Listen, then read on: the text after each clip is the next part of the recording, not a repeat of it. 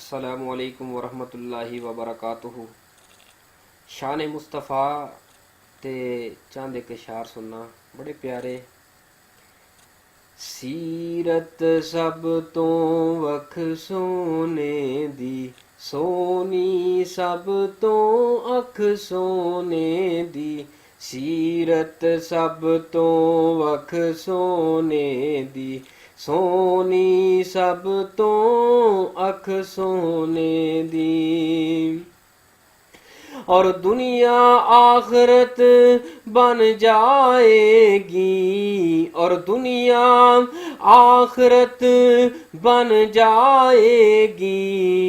सीरत सामने रख सोने दी, सीरत सामने रख सोने दी। सोनी सब तो अख सोने दी, सीरत सब तो वख सोने दी। सोनी सब तो अख सोने दी।